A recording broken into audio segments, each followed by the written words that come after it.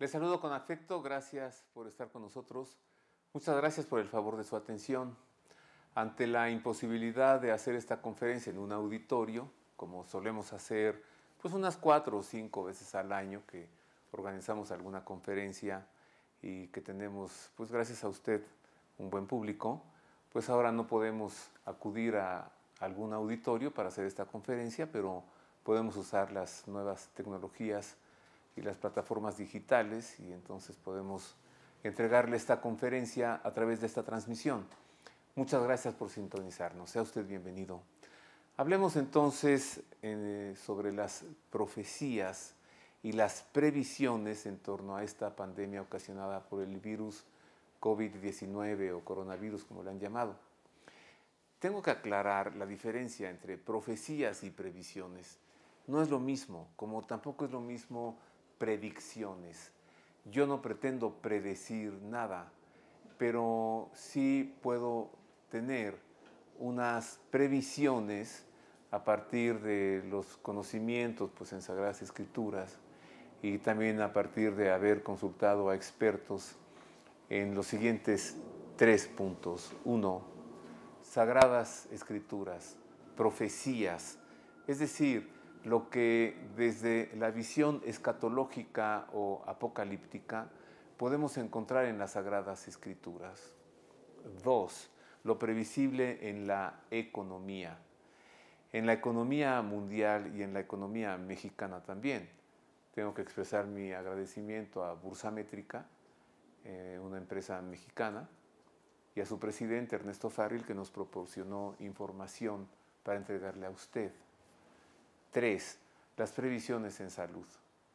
Nuevamente, yo no soy experto en el tema de salud, pero agradezco la información proporcionada por el doctor José Cifuentes, quien es director médico del Instituto Nacional de Nutrición, para darle también a usted información en torno a este asunto del virus. Entonces, en esta conferencia me centraré en estos 3 temas. 1. Las profecías escriturísticas. 2. La economía. 3. La salud. Y agrego también un cuarto punto, que es una visión de la situación globalista a partir de pues, ideas, planes que siempre la cúpula de los gobiernos en el mundo implementa. Si usted gusta, puede llamarle a esto, ¿cuál es la palabra que suelen usar? Leyendas o hay otra, suposiciones. Bueno, yo le llamaré simplemente así, mire, para comenzar, plandemia. No estamos ante una pandemia, estamos ante una plandemia, ante un asunto perfectamente planificado. Y no puedo referirme a algún gobierno en particular, sino al deep state. Sí, una palabra que en inglés nos habla de un estado profundo, de pues mentes que establecen planes para la geopolítica y para la humanidad y que se van haciendo, se van concretando, se van llevando a cabo.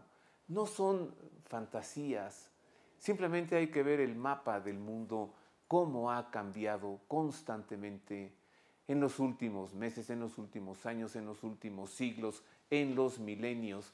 Lo que fue el gran imperio romano con los Césares hoy ya no lo es. Lo que fue la Unión Soviética hoy ya no lo es. Lo que fue Cuba en los años 50 hoy ya no lo es. Lo que fue México hoy ya no lo es. Evidentemente hay planes de gobierno y planes económicos para todo el mundo y para toda la humanidad. Por supuesto que los hay. En la economía, la ley de la oferta y la demanda, para quienes pues, sostenemos nuestra manera de pensar en una economía libre de mercado, la ley de la oferta y la demanda regula los precios pero bien sabemos que cuando un gobierno dictatorial, impositivo o de corte comunista implementa, por ejemplo, un tipo de cambio obligado o implementa políticas que no van de acuerdo al mercado, pues entonces la economía empieza a obedecer a planes y se comporta de acuerdo a planes. ¿Y qué decir, por ejemplo, de los desplazamientos poblacionales bien planeados, como esas poblaciones palestinas arrojadas de los territorios de Israel, o como esa llamada primavera árabe, que consistió en derrocar gobiernos para implementar nuevos gobiernos y provocar la desplación de poblaciones cristianas en el Medio Oriente? Vamos, me parece que es más fantasioso pensar que todos estos movimientos suceden por sí mismos a pensar que suceden en obediencia a un plan, a una estrategia previamente establecida. Por eso es que a esta pandemia me atrevo a llamarle plandemia.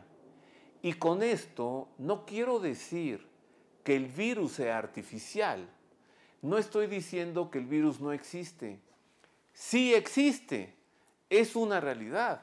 El número de contagios y el número de muertos es real, porque adquirieron un virus que colapsó su sistema respiratorio, que colapsó los pulmones y que murieron a causa de un virus. Es una realidad. El virus sí existe. Pero ya sea que lo que estamos viviendo obedeció a planes estratégicamente establecidos con anterioridad para controlar poblaciones, no estoy fantaseando.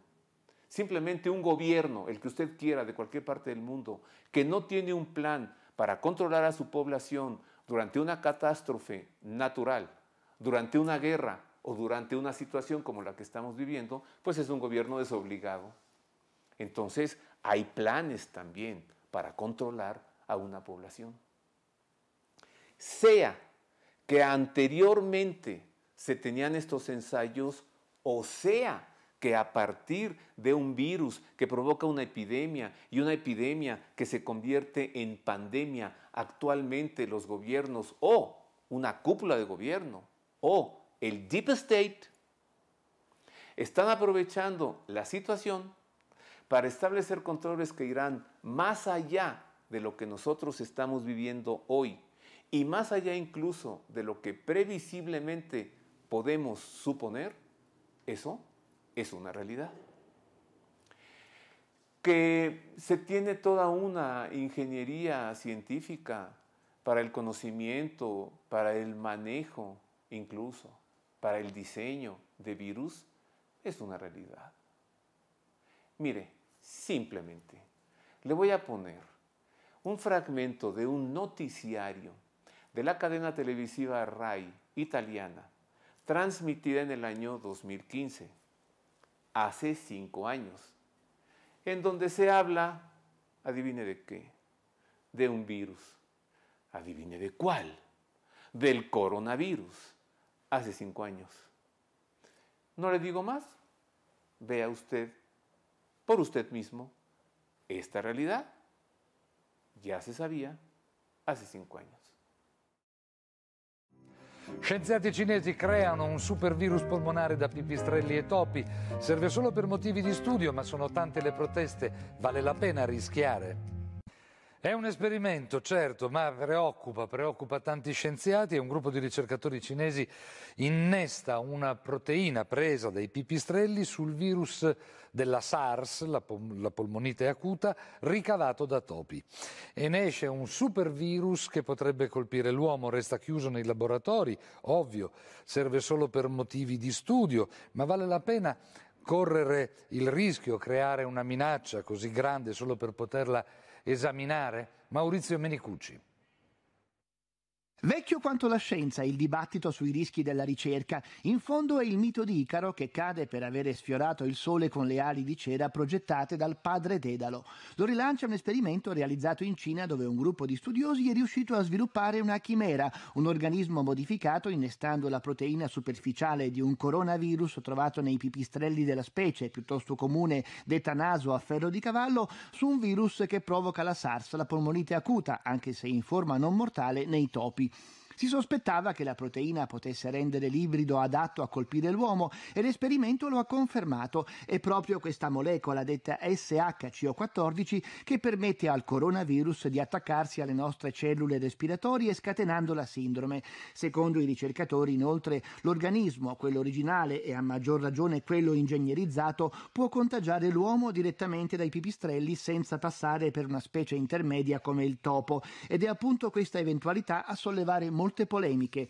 Proprio un anno fa il governo USA aveva sospeso i finanziamenti alle ricerche che puntavano a rendere i virus più contagiosi, ma la moratoria non aveva fermato il lavoro dei cinesi sulla SARS, che era già in fase avanzata e si riteneva non così pericoloso. Secondo una parte del mondo scientifico, infatti, non lo è. Le probabilità che il virus passi alla nostra specie sarebbero irrilevanti rispetto ai benefici, un ragionamento che molti altri esperti bocciano. Primo perché il rapporto tra rischio e beneficio è difficile da valutare e poi perché, specie di questi tempi, è più prudente non mettere in circolazione organismi che possano sfuggire o essere sottratti al controllo dei laboratori. ¿Qué tal? O sea, el virus no es nuevo. O sea, de este virus ya se sabía desde hace 5 años. Y ya se había prohibido continuar con la experimentación y con el desarrollo de este virus. Y los chinos continuaron con él. Y que un chino se haya comido una sopa de un murciélago, por Dios. Y que de ese chino se salió el virus y contaminó a los demás en Wuhan y que de eso vino hasta México hoy, ya estaba en laboratorios, ya con ingeniería. Mire, ciertamente la alimentación de los chinos no es muy occidental. Ya sé que en México comemos chapulines, son muy ricos, con queso Oaxaca y con una salsa mexicana y con un guacamole. Ok, ya, no seré cruel con eso de que no podemos salir. Pero mire, yo lo vi. En los supermercados de China venden sapos vivos. Y la gente los compra y los lleva a su casa y ahí los cocina. Y en las banquetas venden como golosinas, pues ensartados así en un palito, muertos ya, medio asaditos supongo. Alacranes, escorpiones, tarántulas, caballitos de mar. Sí es cierto, su alimentación es muy rara, pero este virus no salió de un señor que se comió una sopa de murciélago. Además de que en lo personal no me imagino a alguien comiéndose una sopa de murciélago. Salió de un laboratorio. Podemos preguntarnos, ¿salió o lo sacaron? ¿Y cuál pudiese ser la intención de sacarlo? Pues aquí es donde surgen muchas ideas. Mire, un virus dirigido hacia un sector de la población, viejos, ancianos, que ya son muchos, bueno, que ya somos muchos, ándele pues, me incluyo ya, para que no se ría. Y entonces, pues la manera de acabar con este sector de la población improductivo y que además está cobrando cada mes una pensión, cuando ya no hay recursos económicos para seguir pagándoles esa pensión, pues aviéntales un virus y que se acaben, ¿ya? ¿Suena horrible? Hay cosas más horribles. Mire, por ejemplo, aquella gran hambruna ocurrida en Irlanda en 1845, 46, 47, que diezmó a la población irlandesa. Cuando la reina de Inglaterra era la reina Victoria, responsable ante la historia por su inacción en enviar barcos con patatas, con papas, era lo menos que podía enviar. Y no lo hizo. Y los irlandeses eran sus súbditos, porque ella era la soberana de este Reino Unido que incluía a Irlanda. Y el esposo de la reina Victoria, un coburgo, le dijo, no envíes ayuda, porque ella en algún momento lo pensó. No envíes ayuda a estos papistas, porque los ingleses anglicanos y los irlandeses católicos romanos fieles al Papa. Este coburgo y su esposa la reina Victoria en sus aposentos del Palacio Real decidieron, sí, mejor no enviarles nada, que se acaben los papistas, que se acaben los católicos en Irlanda. Qué buena oportunidad para acabar con una población, para no cometer un genocidio, que el hambre los mate. Lo que a México es el maíz, las tortillas, los frijoles, el chile, lo que a China es el arroz, a Irlanda siempre han sido las papas. Y en aquellos años un hongo o una bacteria contaminó las cosechas de papas y no se pudo cosechar nada, lo poco venía podrido. Y ese año los irlandeses no tuvieron que comer, pero hicieron su trabajo, sembraron y la cosecha volvió a salir contaminada. Y al año siguiente lo mismo. Y los que no murieron de hambre en Irlanda son los que salieron de Irlanda. Algunos aprovecharon la oferta que les presentó Estados Unidos, que estaba en guerra con México, quedándose con los territorios de México. A los irlandeses que quieran salir de su isla, los aceptamos en el ejército estadounidense, enrolados aquí. Se enrolaron algunos, vinieron a México, unos de ellos, héroes, se dieron cuenta que estaban invadiendo a un país y se cambiaron de bando. Se pasaron a pelear con el ejército mexicano contra el invasor, los Estados Unidos. ¿Hasta dónde llegó esa tragedia, la gran hambruna irlandesa? ¿Hasta dónde? Llegó hasta como que después de alrededor 170 años, la población irlandesa es hoy en Irlanda la misma que entonces era. Esa fue la tragedia. Ese fue el desastre. Pero, ya me acuerdo de la palabra, teorías conspiranoicas. No es una teoría conspiranoica. Es una realidad que la reina Victoria, siendo soberana de Irlanda también, abandonó al hambre y a la muerte a su pueblo, a sus súbditos, que pertenecían a su gobierno, que formaban parte de la corona inglesa, porque estaban sometidos, porque estaban invadidos en su isla Esmeralda. No tuvo que asesinarlos, no tuvo que exterminar con la población una sola cosa, una bacteria o un hongo en las papas. Prácticamente acabaron con los irlandeses. De ahí la gran emigración, la emigración. De allí la presencia de irlandeses en Nueva York, en México. Pues yo por eso estoy aquí. Mi tatarabuelo fue de los que tuvieron que salir. 3 hermanos salieron de Longport. Uno se quedó en los Estados Unidos, otro en Cuba, otro en México, en Puebla, Tierra Santa, Puebla, de Los Ángeles. Ahí se casó, nació mi abuelito, mi bisabuelo Gustavo, ahí nació mi abuelo Miguel, ahí nació mi papá Carlitos, y de ahí vengo yo. Déjalos que se mueran los papistas, que se acaben los católicos. Eso ya quedó en la historia. Y eso no es una teoría conspiranoica. Y claro, nadie va a pensar que los ingleses mandaron una bacteria o mandaron un hongo para contaminar la papa y las cosechas de las papas en Irlanda. Pero ahí tiene usted un ejemplo de cómo un gobierno se vale de una situación. Ya vio el video del noticiario italiano de la RAI. Ya vio usted la existencia del virus 5 años antes de la realidad que estamos padeciendo ahora.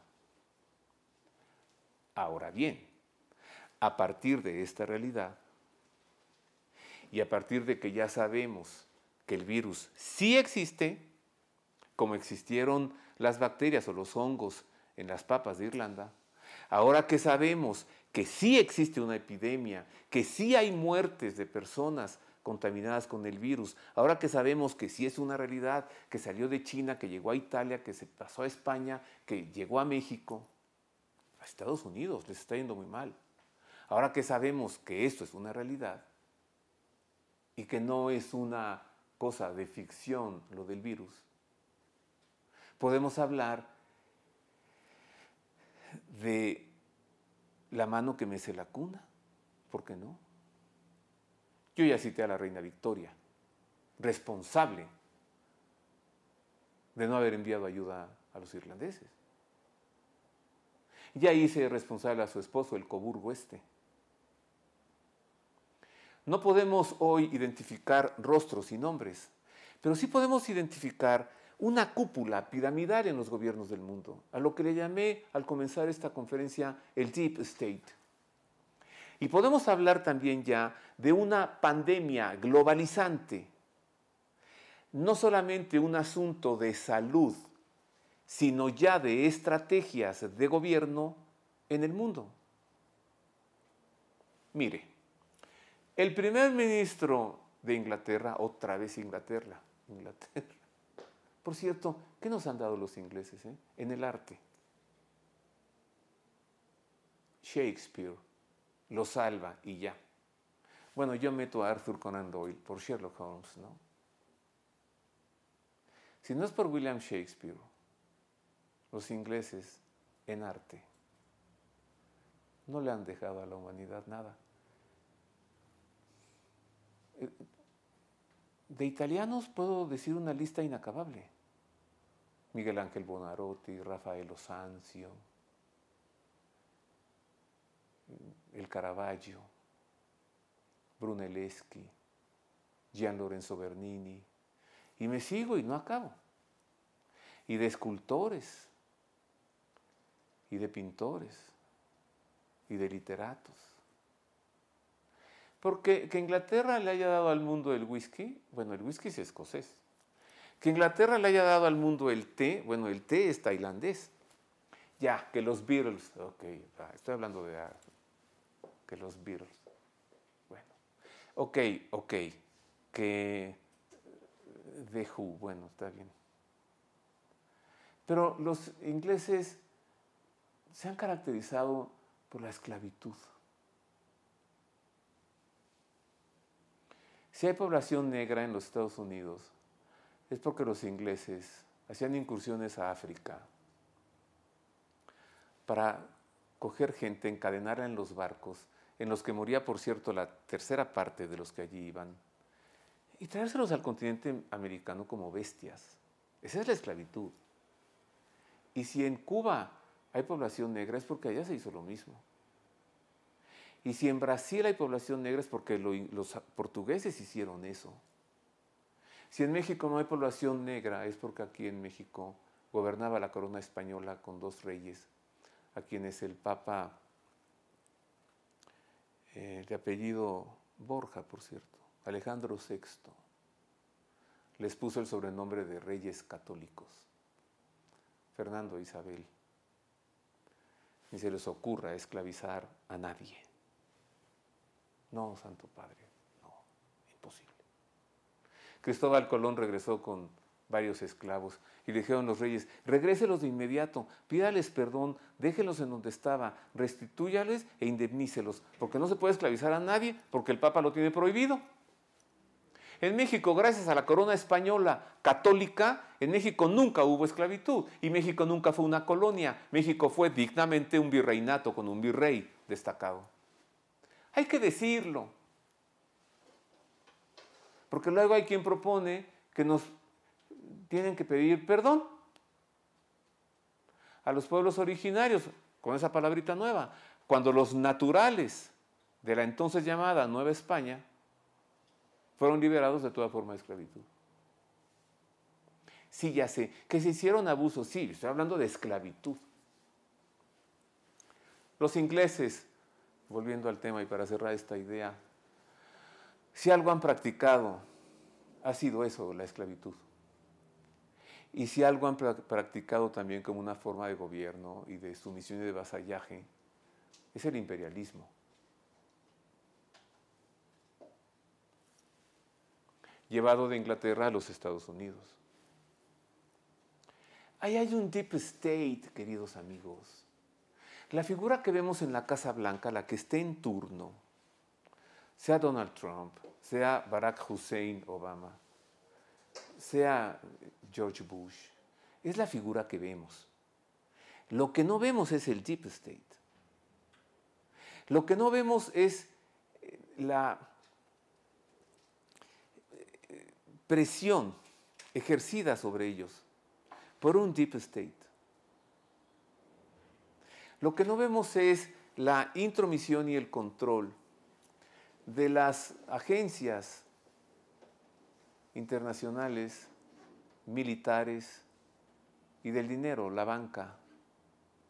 Esos son los rostros que no vemos. Los verdaderos dueños de la fuerza económica nuclear, los verdaderos dueños del dinero, que son los que sacan los dólares, no es el gobierno de Estados Unidos, es el deep state, la banca mundial. Eso es lo que no lo vemos.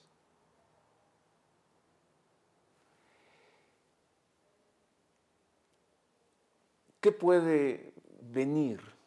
¿Qué cosa es previsible de esta situación hoy a la que le llamamos pandemia, a la que yo le llamo plandemia, expresión que tomé, por cierto, de mi amigo José Alberto Villasana, que en un programa de televisión recientemente así lo dijo? Esto es una plandemia. ¿Qué es lo que podemos ver en torno a esta plandemia globalizante y cómo el Deep State, si no fue acaso un plan previo, seguramente ya hay un plan actual para globalizar esta pandemia? Y le decía, el primer ministro de Inglaterra, otra vez Inglaterra le decía, lanzó ya su propuesta. Evidentemente este señor forma parte del Deep State. Cuando dijo, es necesario ya un gobierno mundial que controle esta pandemia. Plandemia globalizante. Si a esta idea de este señor inglés, primer ministro, mientras la reina ya tiene el virus, él sí sale y dice, hay que hacer un gobierno mundial que controle esta pandemia. Ese gobierno mundial, queridos amigos, está profetizado en las Sagradas Escrituras. De esto hablaré más adelante. Y quien será la cabeza de este gobierno mundial tiene un nombre escriturístico: el anticristo.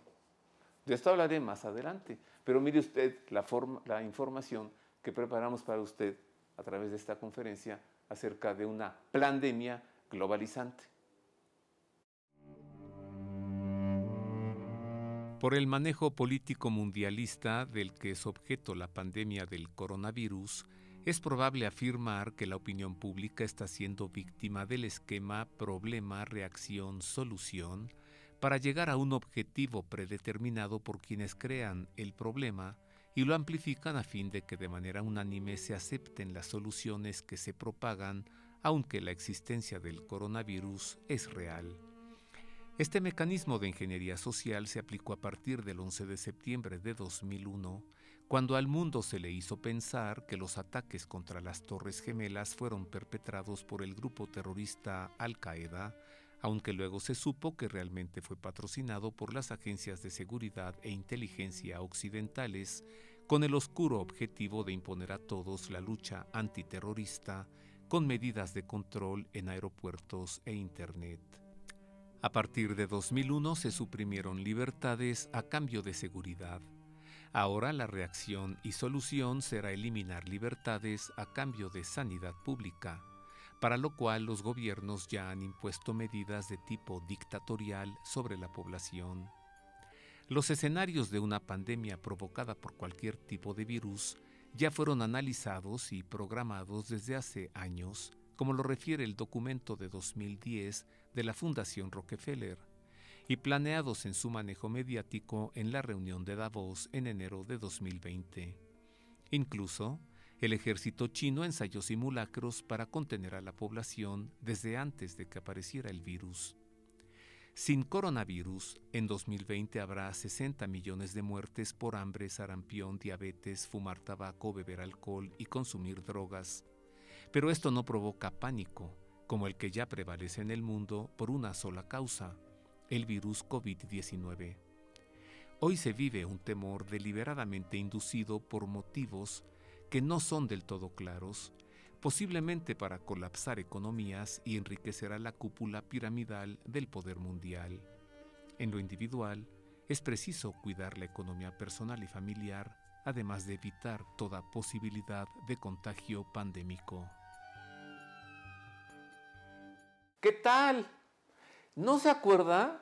De veras que al comenzar este año el ejército chino hizo ejercicios para controlar a la población. ¿Se acuerda de eso? ¿Qué tal? La reunión en Davos. Ah, ahí está la mano que mece la cuna. Y para definir esto, su servidor usa una palabra, Deep State. Y ahora ya podemos usar otra, pandemia, globalizante. Posiblemente usted está pensando ahorita, ay Roberto, ¿cómo nos recetas el rollo de que las Torres Gemelas de Nueva York fueron atacadas por agencias internacionales y no por Al Qaeda? Bueno, vamos a suponer que no, si usted quiere. Pero lo que es una realidad es que, otra vez, vuelvo a mi revisión, lo que sucedió se convirtió en un asunto de globalización en donde la población, hoy todos estamos sujetos a controles de tipo dictatorial en los aeropuertos. Prácticamente un viajero en un aeropuerto pierde todos sus derechos. Somos obligados a cruzar por unos arcos descalzos. O sea, descalzos, ya es descalzos. Y metidos a unas máquinas en donde se nos ven a todos, pues todo. Y no se le ocurra subirse al avión una botellita de agua, porque el agua puede explotar. Usted la puede detonar el agua, ¿no? Y entonces puede volar el avión con una botellita de agua. Estas son cosas nomás para decir, te tengo controlado, te tengo sujeto y te tengo dominado. Hay una autoridad por encima de ti. Give me your ID, give me your passport. Casi, es usted un delincuente. Y por eso lo trato así. Y se calla, y se sienta. Y apague su teléfono. Y no puede, y no tome fotos aquí, y no nada. Mientras usted es un viajero, mientras está en un aeropuerto, mientras está en una estación antes de abordar un barco. Y con temor. Con temor. Ahí no me vayan a llevar al cuartito. Porque eso sucede. Nos ha pasado. Llegando a Tel Aviv, Israel. Al que quiera, pásele al cuartito. Y empieza el miedo. ¿Qué me van a hacer? ¿Y por qué me meten aquí? Y usted pregunta y no le contestan. No le contestan. Y si insiste, le dicen, cállese. Y usted se calla porque está pensando que puedan venir cosas terribles. Y empiezan las preguntas, un interrogatorio, pues que no es ya un ciudadano. Interrogatorios tipo como de delincuente. ¿Qué hace usted aquí? ¿Para qué vino?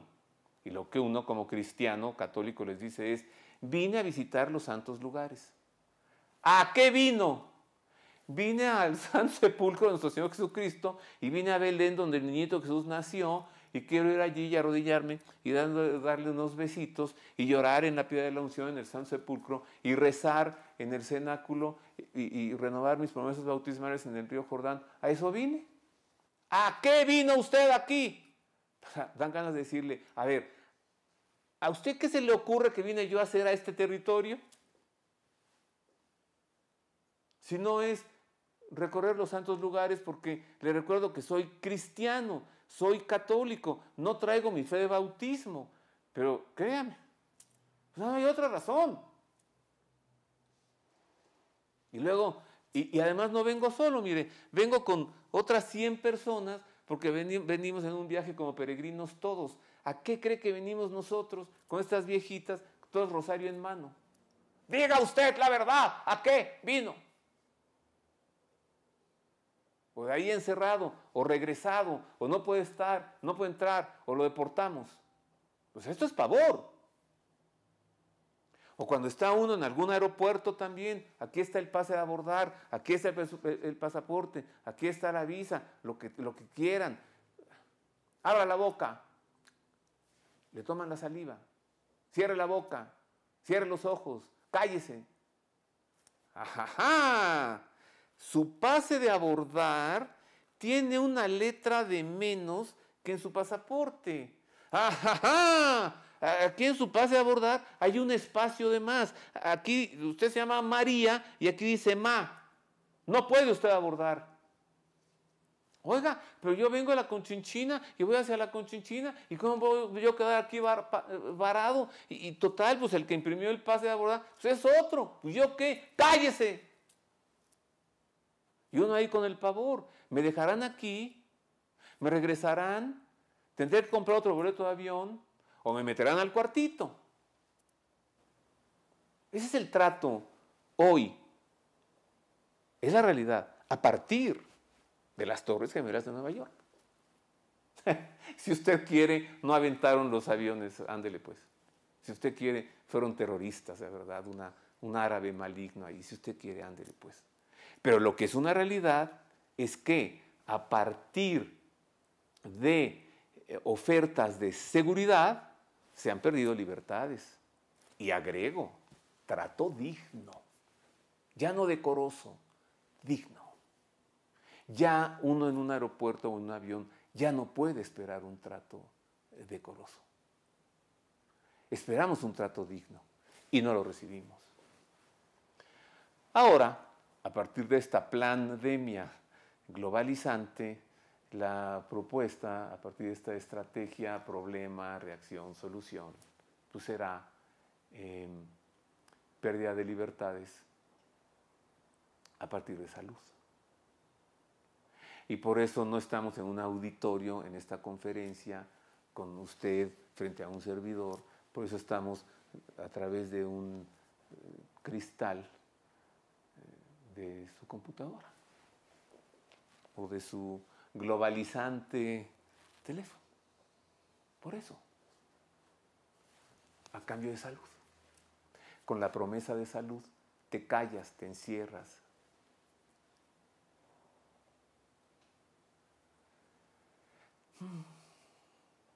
Mire, apenas el gobierno de Hungría, apenas, le voy a dar la noticia y le voy a dar la fecha.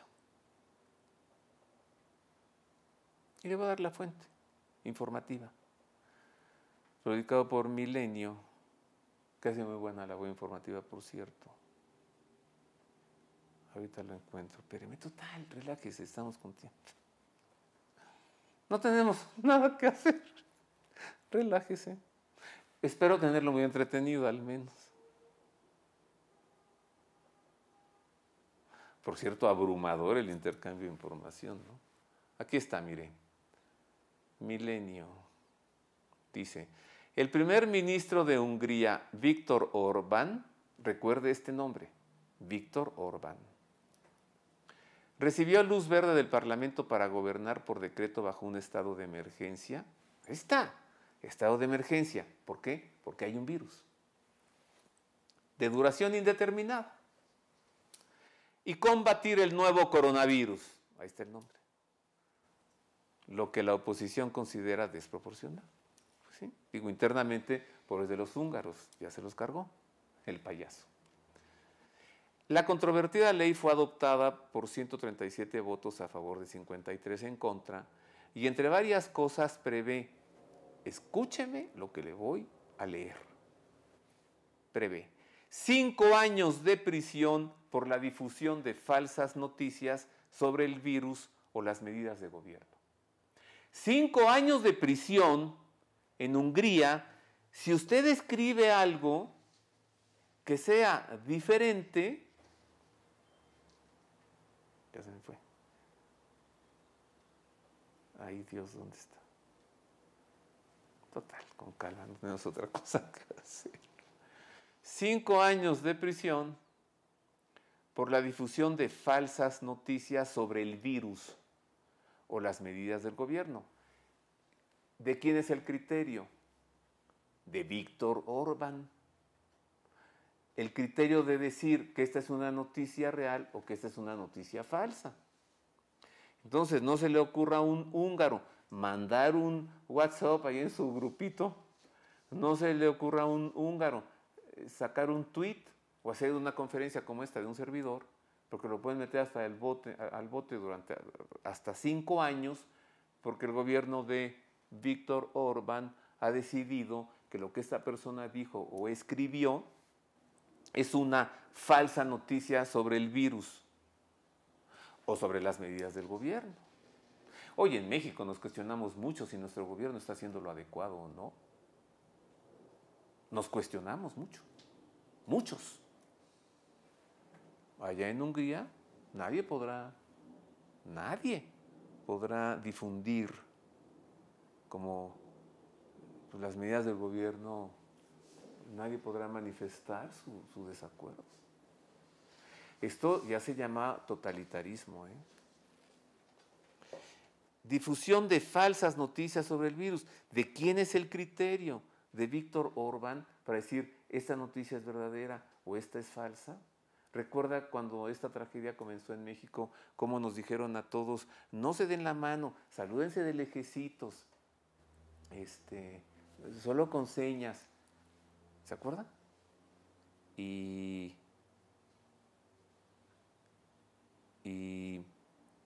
el presidente de este país andaba saludándose de mano y hasta de besos con todos.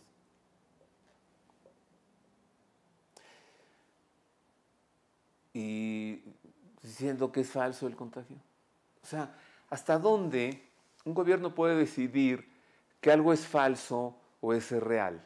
¿Hasta dónde un jefe de Estado puede decir el riesgo a contagiarse es real? ¿O hasta dónde puede decir, eso no es nada? Bueno, pues allí para los pobres húngaros, pues ya se los cargó. ¿Quién? Pues el payaso. ¿Por qué? Porque su jefe de gobierno ya dijo que cualquier noticia puede ser falsa. Si no es una noticia difundida por ellos, es falsa y entonces al bote hasta por 5 años. Qué terrible. Qué horror. Avancemos. Mire usted. Bueno, relájese. A ver, yo también ya me voy a relajar. ¿No habrá posibilidades de un cafecito? A ver, para hacerme de un cafecito, le dejo otra nota, otra información. Mire, hablemos de profecías, ¿no? Vamos a meternos un poco ya al tema escriturístico y al tema escatológico, porque ante esta situación muchos se están preguntando si acaso esto está profetizado, si acaso esto no es el Apocalipsis, si acaso no se están cumpliendo profecías veterotestamentarias y neotestamentarias, perdón por mis palabras domingueras, profecías del Antiguo Testamento y profecías del Nuevo Testamento que hablen sobre este tema. Y claro, pues está el libro por excelencia, ¿no? el Apocalipsis, pero hay también otras profecías escatológicas, como lo encontramos, por ejemplo, en el capítulo 13 del Evangelio de San Marcos, el discurso escatológico pronunciado por nuestro Señor Jesucristo, que habla de guerras, epidemias, hambre. ¿No será esto ya la vivencia de eso profetizado? Habrá hambre, habrá guerras, se levantará nación contra nación, reino contra reino. ¿No estamos ante el posible cumplimiento de esto? Vamos a escarbar en las Sagradas Escrituras. Hablemos del libro apocalíptico por excelencia, el Apocalipsis. Y revisemos con calma si acaso esta situación no es ya el cumplimiento de ciertas profecías, si no estamos ya ante los jinetes del Apocalipsis. Miren.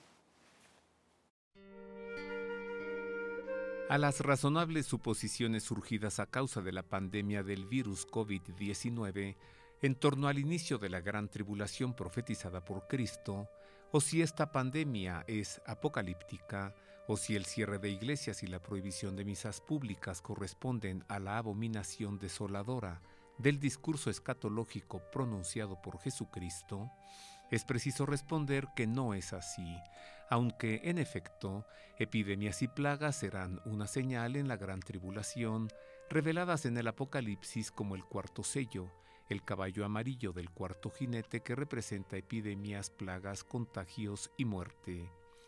Esta epidemia no está representada por el cuarto jinete del Apocalipsis, que hará su aparición luego de los 3 primeros días, que son la guerra del jinete rojo, el hambre del jinete negro y el engaño mundial del anticristo del jinete blanco, que corresponden a los primeros 3 sellos del Apocalipsis.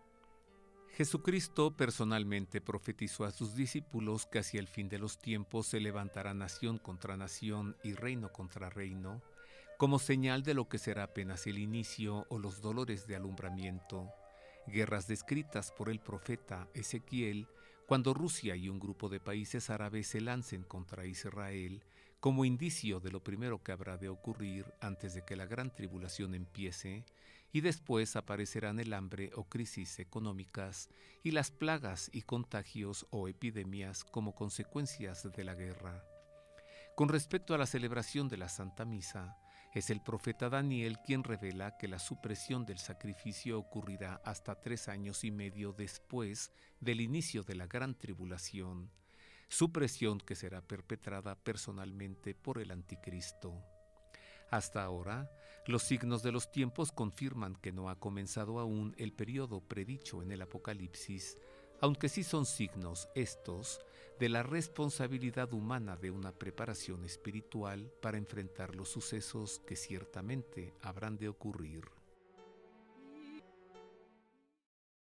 Bueno, nosotros que podemos pensar hoy, agregar a esto, muchos ven que se aproxima el fin del mundo.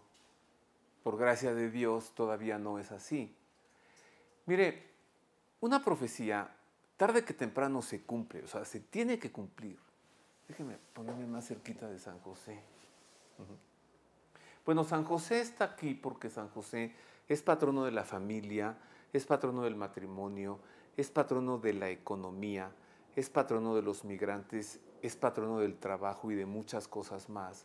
Y ahora todos estamos muy afligidos por temas, pues por nuestra familia, por la economía, por supuesto, por el asunto de la migración también y por el asunto económico, ¿no? O sea, San José mantuvo con su trabajo a la Virgen María y al Redentor, a Jesucristo nuestro Señor. Pues es patrono del trabajo y es patrono de la economía, y lo quisimos poner aquí pues para que nos encomendemos a Él y sugerirle a usted, encomiéndele a San José su trabajo, su economía, su familia. Confíese en las manos de San José. No hay cosa que San José no nos obtenga de nuestro Señor si se lo pedimos pues con fe, y si se lo pedimos también aceptando la voluntad del Señor, claro, pero no hay cosa que Él no nos consiga del Señor, de su divino hijito. Por eso nos acompaña aquí San José, patrono de la economía, patrono de la familia, patrono del trabajo. Si Dios con nosotros, ¿quién contra nosotros? Por supuesto que quienes tenemos fe podremos vivir estos acontecimientos de una mejor manera que quien no tiene fe. Aunque hay que decir también que en estos momentos muchos están recuperando la fe y muchos se están encomendando a la providencia divina, pues sí. Que Dios permite el mal es una realidad. Dios no quiere el mal, Dios permite el mal. Pero siempre, de todo mal, Dios saca un bien mayor. Esto es una realidad y se lo digo para su alegría y para su esperanza. Dios sacará un bien mayor de toda esta crisis en la que estamos inmersos. Pérdida en la economía, pérdida del trabajo. Dios sacará un bien mayor. Y siempre para mayor bien de quienes le amamos. Y siempre para mayor bien de quienes en Él confiamos. Y aprovecho el momento para hacerle una invitación a que no se desespere, a que no pierda la fe y a que se entregue confiadamente en la providencia divina. Y en este gran santo, San José, no hay santo mayor que él, al que Dios le confió sus 3 más grandes tesoros. Dios le confió a San José a su madre. Dios le confió a San José a su hijo. Y Dios le confió a San José a su iglesia. Vamos a confiarnos en este proveedor de la Sagrada Familia. Con su trabajo a nuestro Señor lo crió, lo formó, lo alimentó, lo sostuvo, le enseñó a ser un hombre a carta cabal, le enseñó a trabajar, le enseñó a confiar. Tenemos tanto que aprender de San José, tanto también que recibir de él. No pierda la confianza. Vamos a entregarnos a la providencial cuidado de San José, patrono de la economía, patrono de la familia, patrono de los padres de familia, patrono del trabajo. Es más, me le voy a acercar más ya, para abrazarlo. San Josecito. ¿De qué estábamos hablando? Ah, sí, de que no podemos ver en esta crisis por el coronavirus el cumplimiento apocalíptico del fin de los tiempos. No todavía. Si está profetizado por Cristo, ciertamente se cumplirá, pero no es todavía ese momento en el que se levantará nación contra nación, en el que habrá hambre y en el que habrá guerras. No es todavía. Posiblemente sean los dolores previos a un nacimiento, previos a un parto. Posiblemente estemos ante el nacimiento de un nuevo tiempo. En lo personal, y si digo en lo personal, es como diciendo no me crea, o sea, lo digo sin un sustento que le pueda entregar ahorita en lo personal. Yo pienso que estos acontecimientos profetizados en la 70 semana de Daniel, que es un tiempo que Dios tiene retenido en su mano y lo soltará cuando Él considere necesario, no es todavía. Ciertamente habrá guerras, se levantará nación contra nación, habrá hambre, y aunque eso todavía no es el fin, no estamos ahorita en ese momento, no todavía. Estar en crisis es peligroso porque vemos las cosas muy fatalistas. Quienes en Dios creemos podemos ver los acontecimientos de manera más serena. Dios meterá la mano en los acontecimientos. Sabrá valerse de esto para un bien mayor, aunque se pierdan vidas, aunque se pierda el orden conocido hasta hoy. Dios siempre sacará un bien mayor, para bien de los que le amamos. Es una realidad. Si Dios de la muerte saca la vida en la resurrección, si Dios permitió el sacrificio y la muerte de su divino Hijo clavado en una cruz, para sacar de esta muerte un bien mayor que es la resurrección de todos los suyos, pues creamos en esto y confiamos en Dios. Y aquí aprovecho para presentarle a usted un llamamiento de confianza. Ya sé que tal vez está usted confinado en su casa, posiblemente traiga ya puesto su traje apocalíptico, que no es una escopeta, que es su pijama. Tal vez está usted de la mano, yo con un café, usted tal vez con un té o con un tequila, tal vez, no sé. Pero relájese, no es el fin. Dios permite el mal. Sí lo permite, sí lo permite. Dios permite el mal, pero lo permite para sacar un bien mayor. Y siempre en beneficio de los que le amamos, siempre. Dios está permitiendo este mal y de este mal Dios sacará un bien mayor. No es todavía el desarrollo de la semana 70 de Daniel, no es todavía. No hay guerras, no hay nación contra nación, no todavía. No hay un gobierno mundial, no todavía. Ciertamente sabremos que lo habrá. Sabremos que habrá un personaje al que muchas naciones le darán su poder. El poder económico también. Este personaje está identificado en las Sagradas Escrituras como el anticristo. Y la expresión anticristo con dos significados. Uno, el que está en contra de Cristo, y otro también, el que suplanta a Cristo. Y posiblemente este segundo sea peor que el primero. Porque es más peligroso suplantar a Cristo, al Mesías, a través de un falso mesianismo, que oponerse frontalmente, porque quien se le opone es fácilmente identificable, pero quien lo suplanta con engaños no es tan identificable. No hablo por mí mismo, me estoy sustentando en las Sagradas Escrituras.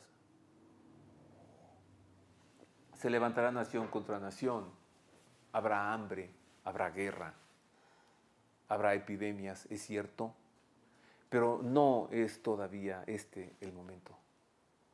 Posiblemente veramos surgir coaliciones de naciones con el pretexto de esto, ¿no? Si le decía que hay controles en los aeropuertos y hay controles poblacionales, posiblemente haya controles mayores y posiblemente uniones de países. Pues ya el primer ministro inglés lo decía, ¿no? Pero no es todavía el fin. Habrán de suceder acontecimientos más catastróficos. Le invito a que no pierda la calma. Por más encerrado que esté en su casa, por más que tenga su traje apocalíptico, que es su pijama, no pierda la calma, relájese. Dios permite el mal, aunque no lo quiere. Dios no quiere el mal, Dios permite el mal. Y permite el mal siempre para un mayor bien de los que le amamos. Miremos a lo eterno. Miremos al que nos sostiene en la palma de su mano y en el hueco de su palma. Pongamos la confianza en Dios, en quien nos sostiene aquí, y pidámosle que cierre su mano para que no nos caigamos. No muy fuerte, no muy fuerte, pero que la cierre y que nos conserve aquí. No perderemos la confianza, quienes tenemos nuestra confianza en Cristo. Recuerde que cuando todo dice que no, Dios dice que sí. Dios no quiere el mal, pero lo permite. Hay un lugar que se llama en el mundo, una ciudad que no existía antes del año 2000 y que tiene un nombre muy raro, se llama Astana. Forma parte de una de esas nuevas repúblicas que salieron de la Unión Soviética, de esas que terminan todas en tan, ¿no? Como Afganistán, Uzbekistán, Afganistán, una de estas repúblicas. Y en una de estas, ¿cómo es posible que se me olvide el nombre? Ahorita le busco. Bueno, se hizo una nueva ciudad en el año 2000, una ciudad que no existía, se llama Astana. Y se trasladó allí la nueva capital. ¿Cuál es este país? ¿Uzbekistán? ¿Uzbekistán? Déjeme ver, espéreme. Usted relájese, relájese. Ya me estoy relajando yo. Me emocioné mucho hace rato. Bueno, sigo emocionado. Kazajistán. Es una de estas nuevas repúblicas emanadas de la Unión Soviética. En esta ciudad, en este país que se llama Kazajistán, se hizo una nueva ciudad de la nada, que no existía, que se llama Astana. Yo estuve allí y es una ciudad totalmente nueva, pero uno al estar allí empieza a ver cosas muy raras en la ciudad, ¿no?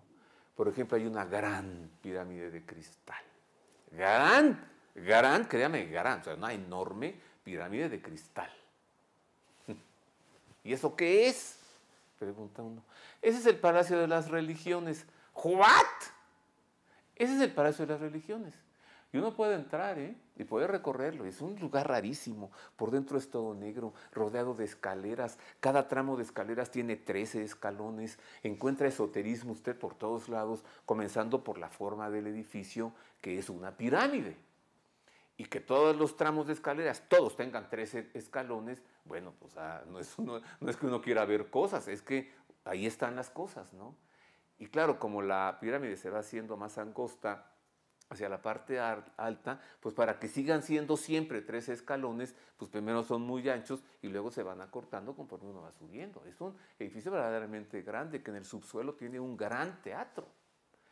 Y hasta arriba, en la cúspide, una gran mesa redonda, con la luz que entra desde arriba, ilumina ese recinto y cruza hacia abajo, porque la mesa, que es enorme y circular, en medio tiene un agujero y la cruz llega hasta abajo. Y uno pregunta allí, discúlpeme, ¿me puede usted decir esto qué es? Dicen, este es el Palacio de las Religiones. ¿What?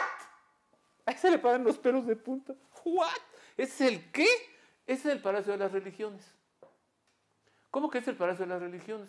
Sí, ¿lo puedo visitar? Sí, para usted, venga, todo el mundo lo puede visitar. Y sube uno a la cúpula y hay una enorme mesa redonda en donde se reúnen líderes de todas las naciones. Ya desde ahora se reúnen allí 2 veces por año.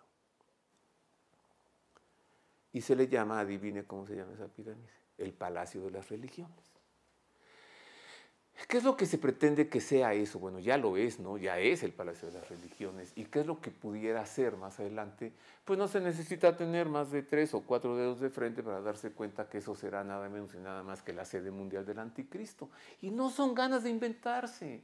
O sea, posiblemente usted ahorita al oírme decir lo que dije soltó una carcajada. No, no se necesita tener más dedos de frente y conocer las escrituras para saber que habrá un personaje y bien identificado con el nombre del anticristo, que tendrá poder sobre varias naciones y que gobernará sobre varias naciones. Y no hace mucha falta pararse en esta ciudad de Astana, en Kazajistán, para darse cuenta que toda la ciudad se construyó para ser la sede mundial del anticristo y que hay un palacio de gobierno allí que será la sede del gobierno del anticristo y que está esta pirámide que será la sede del gobierno mundial del anticristo. No necesita uno tener más de 4 dedos de frente. Y como no andaba solo allí, me fui a la iglesia, busqué al obispo, hablé con el obispo auxiliar, Monseñor Theodosius Schneider, y le dije, a ver, Monseñor Schneider, ¿me puede usted decir qué está pasando aquí? Primero, no se necesita tener más de 3 dedos de frente para darse cuenta que el nombre de Astana, porque así se llama la ciudad, edificada a partir del año 2000, no había nada, y en la nada es una gran ciudad. Astana, simplemente pues las letras nomás hay que cambiarlas y lo que queda es Satana, ¿no?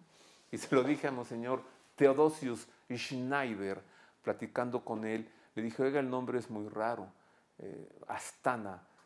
Le dije, ¿significa Satana? Me dijo, sí, significa Satana. Por eso a la diócesis que la iglesia estableció aquí, la Santa Sede, se llama diócesis de Santa María de Astana, para anular con la Virgen María, que pisa la cabeza de la serpiente, este nombre de Satana, Santa María de Astana. Le dije, ¿usted cree, señor Schneider, que esto se haya edificado para que fuera la sede mundial del anticristo? Y me dijo, Monseñor Schneider, no me cabe la menor duda. Tan, tan.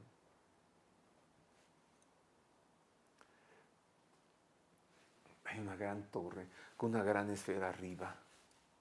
Pues uno como visitante puede subir. Y hay una cosa tan rara, una columna y en medio un bloque de metal. Pues no me atrevería a decir que es de oro, ¿no? de bronce, vamos a pensar, y está la huella de la mano del jefe de Estado de ahí de Kazajistán. Y desde allí se ve toda la ciudad hacia un lado y hacia el otro, porque es una gran esfera, ¿no? ¿Será la sede mundial del anticristo? Es posible. Yo se lo pregunté a Monseñor Theodosius Schneider y él me dijo, no me cabe la menor duda de esto que tú me estás preguntando. Dije, ¿y el nombre? Astana. Me dijo, Satana. Bueno, todavía le quería decir yo eso. Cambiemos un poco de tema. Hablemos de temas económicos. ¿Qué es lo que se puede ver hacia la economía mexicana? Ya le doy un giro a esta entrevista. Vamos a dejar lo escatológico, lo teológico por un rato, lo espiritual y lo de fe. Y a San Josecito, bueno, que no nos deje de acompañar. Pero cambiemos un poco de tema. Hablemos de la economía. Agradezco mucho las perspectivas de Bursamétrica y de mi primo Ernesto Farril. Pues es reconocido como el gran conocedor de estos temas, ¿no? En México, consultado por muchas empresas. ¿Qué es lo que se ve venir para la economía mexicana? ¿Qué es lo previsible? Pues no se puede todavía calcular más allá de este año, ¿no? Seguro una recesión económica. Mundial, sí. Mexicana, también. Para México, peor, sí, peor. No peor. Peor con Y. Porque en México el barquito iba avanzando hacia adelante. Todavía con el gobierno anterior. Iba avanzando. 3%, 2%. Y a partir del nuevo gobierno se detuvo el barco. Y de pronto, después de que iba para adelante, pues se detuvo. Y de pronto empezó a ir para atrás. Ahorita vamos hacia atrás. Con un crecimiento económico de por debajo del 0%, o sea, ya en negativo. ¿Qué es lo que hay que hacer cuando un barco va navegando hacia atrás?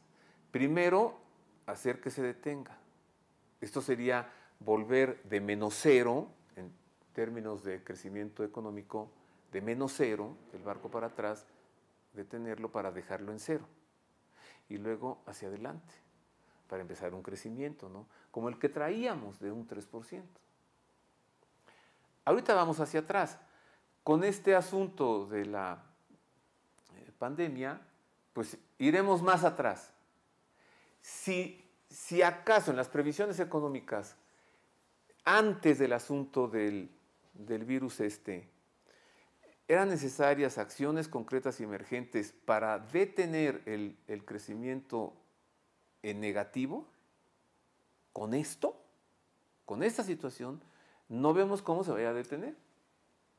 Usted está ahorita en su casa, no puede salir a trabajar, no puede tener actividad económica. Usted está encerrado en su casa, por eso me está viendo tan atento, porque no tiene otra cosa que hacer.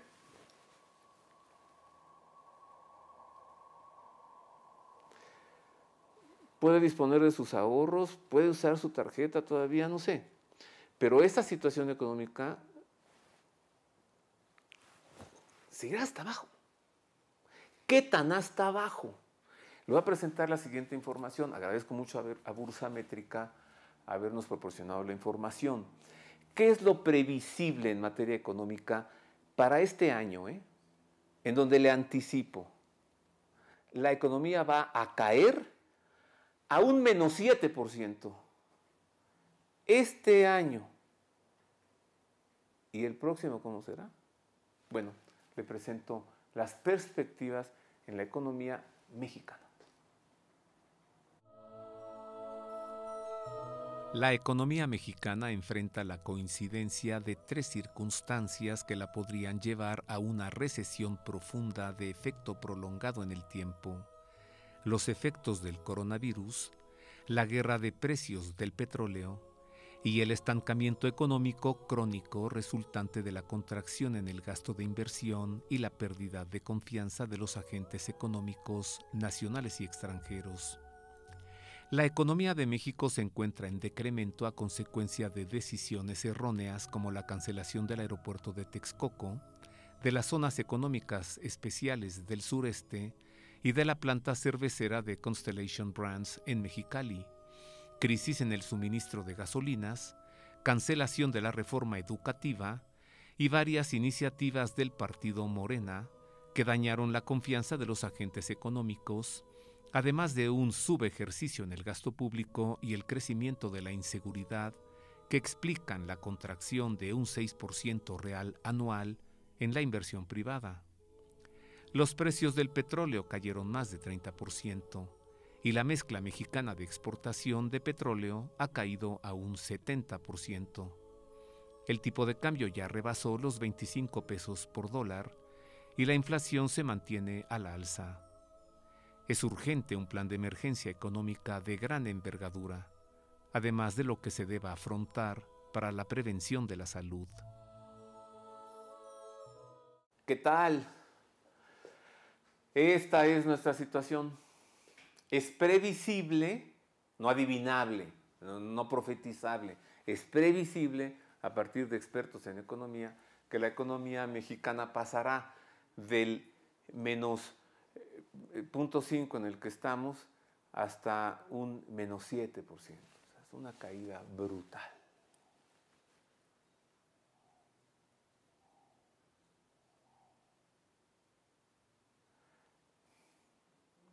El gobierno tiene que implementar estrategias, no le queda de otra.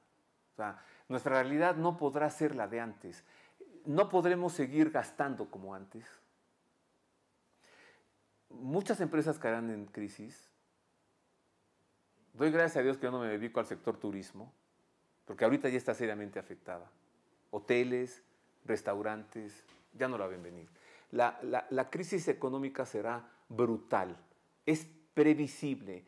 Ya no estoy hablando de profecías, hablo de previsiones. Es previsible que la economía mexicana se caiga a un 7% por debajo, a un menos 7%, no menos 0.7, no, menos 7%, menos 7.0%. Esto es lo previsible para este año. ¿Y el siguiente cómo será? Horrible. Y mire, el gobierno, sea el que sea, podrá decir que las cosas siguen como estaban, pero no se puede. El gobierno podrá decir que todo el mundo tiene que seguir pagando impuestos. Bueno, pues a ver si el gobierno llega a expropiar ¿qué? ¿A expropiar la nada? ¿Cuál es entonces, mire, un plan económico de emergencia? Lo que se tiene que hacer ya, para que el golpazo de esta crisis económica, que seguirá de esta crisis emergente de salud, sea menor o se pueda sobrellevar. Esto es lo previsible en un plan económico emergente.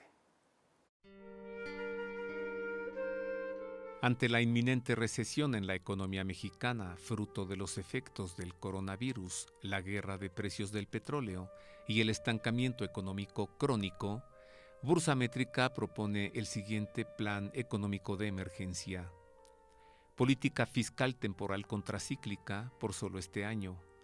Elevar el gasto de inversión pública a 30% en proyectos de inversión junto con el sector privado a fin de detonar inversiones por 530,000 millones de pesos para elevar el Producto Interno Bruto más allá del 3%.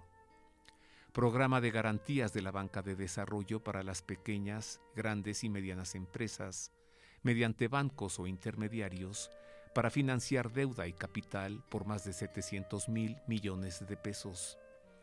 Permitir deducibilidad al 100% de las prestaciones sociales a trabajadores, depreciación acelerada de nuevas inversiones en activos fijos y deducibilidad de los intereses de créditos destinados a inversión en expansión de la capacidad instalada.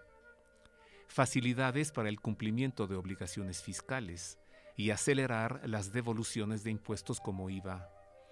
Iniciar un gran esfuerzo de desregulación, fortalecer con hechos el Estado de Derecho y atacar frontalmente la inseguridad.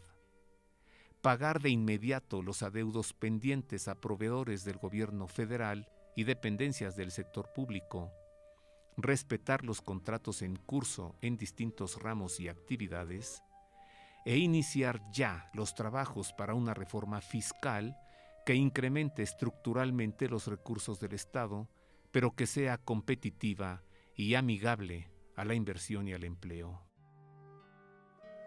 ¿Qué es lo que se pudiera hacer desde la perspectiva económica para emprender una recuperación en la economía, para detener este barco que va hacia atrás? Al menos dejar de hacer lo que vaya hacia atrás y que se pare. Ya con esa ya la hicimos. Y luego empezar a hacer que vaya hacia adelante. ¿Qué es lo previsible? Nuevamente, gracias a Ernesto Farril, nuevamente gracias a Bolsa Métrica por la información, esto es lo previsible.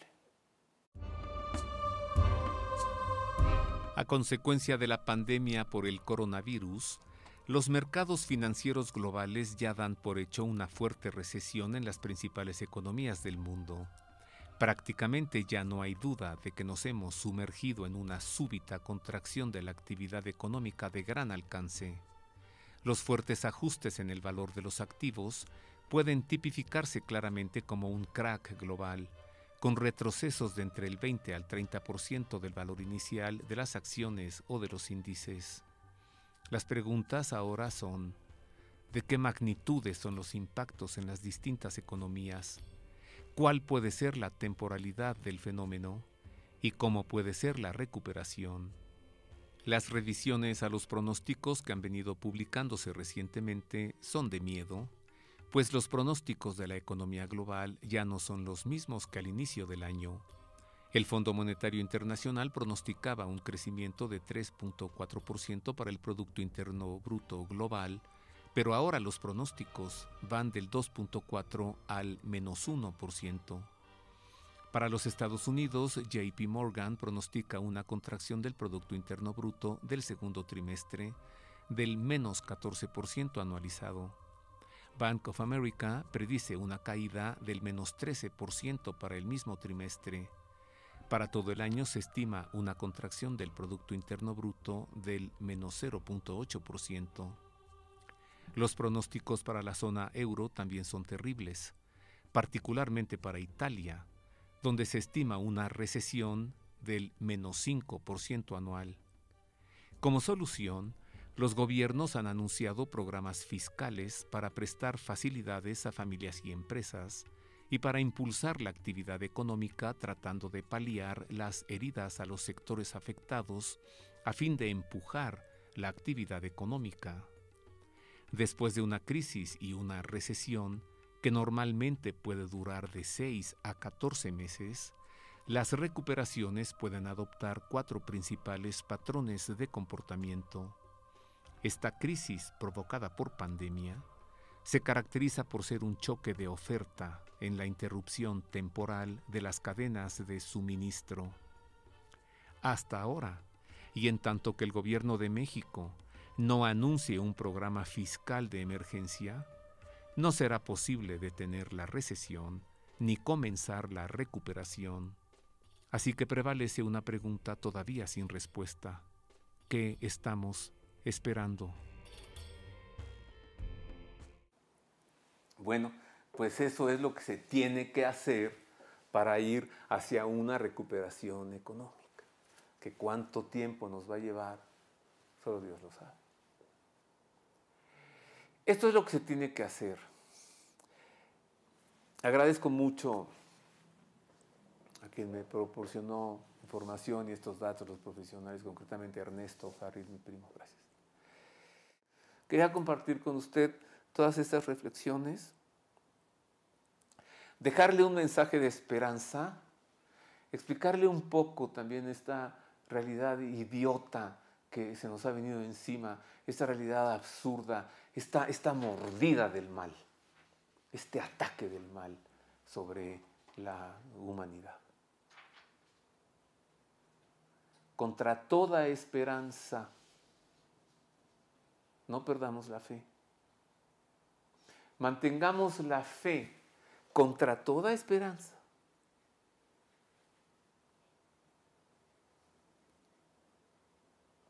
porque aunque todo diga que no, Dios dice que sí. Gracias por haber prestado atención a esto. Gracias por el favor de su atención. Me emociono, pero me emociono porque tengo fe. Pobres de aquellos que no tengan fe, porque darán patadas y mordidas y se entregarán al saqueo y al robo y al pillaje.